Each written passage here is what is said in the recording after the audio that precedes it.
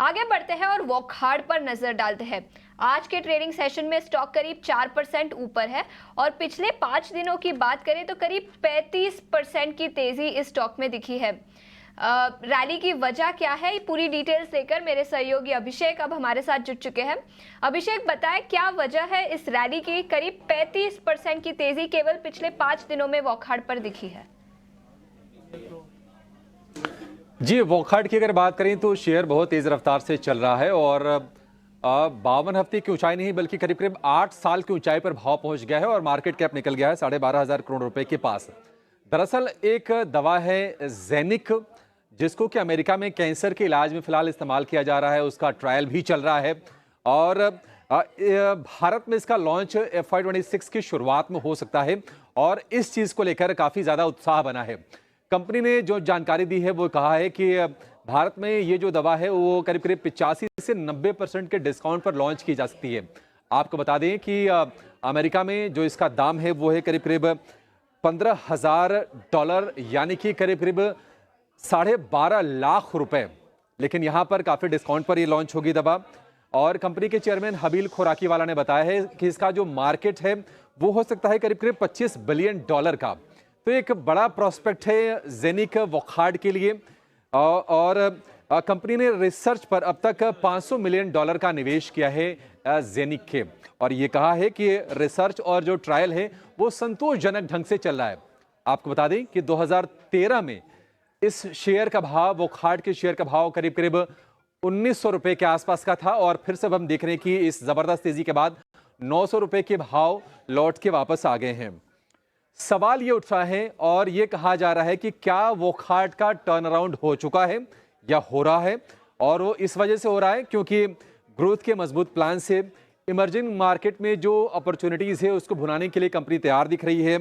Biologicals, insulin या फिर diabetic product लाने की तैयारी में है कंपनी और 3 से 4 साल में बायोसिमिलर कारोबार में भी कंपनी की एंट्री की तैयारी है।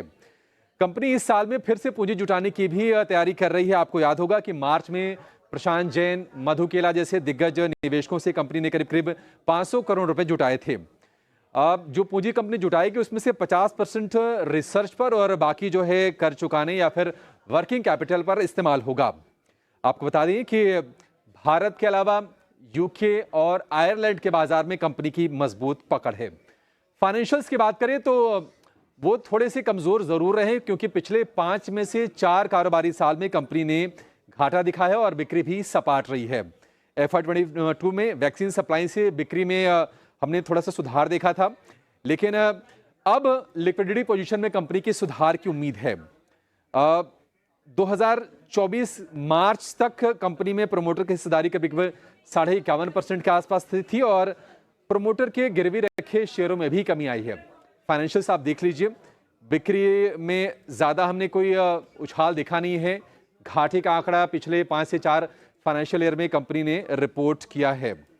और अगर कुछ आंकड़ों की बात करें, शेयर के चाल की बात करें तो एक हफ्ते में करीब करीब 50% के आसपास की तेजी, एक महीने में 58% की, 6 महीने में 76% की और पिछले साल भर में 260% की, यानी कि शेयर हो गया है करीब करीब 3.5 गुना। तो जबरदस्त रफ्तार है। जेनिक से जोर मिल रहा है और काफी कुछ निर्भर करेगा कि जेनिक को कंपनी लॉन्च कब करती है, इसके ट्रायल्स कैसे रहते हैं, क्योंकि जेनिक का कैंसर के अलावा भी बाकी कई सारी बीमारियों में इलाज इसका इस्तेमाल होने की उम्मीद की जा रही है। शानदार तेजी दिखाई दी है स्टॉक पर। फाइनेंशियल्स अभी भी थोड़े कमजोर है, लेकिन नए ड्रग से क्या कंपनी टर्न अराउंड हो सकती है, ये बड़ा सवाल है। अभिषेक, शुक्रिया पूरी डिटेल्स लेकर हमारे साथ जुड़ने के लिए। वॉकहार्ड पर 35% की तेजी पिछले 4 दिनों में दिखी है। ये तो थी फंडामेंटल वजह, लेकिन टेक्निकल राय जान लेते हैं। सुमित, आपसे पूछना चाहूंगी सबसे पहले, क्या राय बनेगी वॉकहार्ड पर?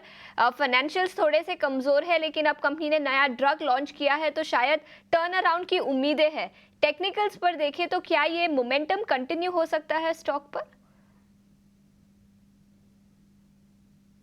दे दिया है 610 से 620 का जो जोन था वो एक स्ट्रॉन्ग रेजिस्टेंस था, तो स्टॉक ने जो ब्रेकआउट दिया था वो 25 जून को दिया था। तो अगर देखा जाए तो पिछले सिर्फ 6 सेशंस में ही स्टॉक ने 600 से लेकर 900 तक का एक रन दिखाया है। तो फ्रेश एंट्री को बिल्कुल अवॉइड करें, बल्कि सजेशन रहेगा यहाँ पे आप प्रॉफिट बुकिंग पे ध्यान रखें।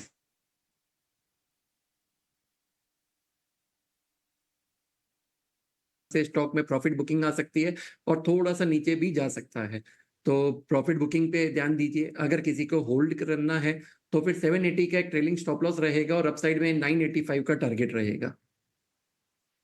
ठीक है, तो प्रॉफिट बुकिंग पर फोकस कीजिए। अहम लेवल्स भी आपको सुमित जी ने सुझाए।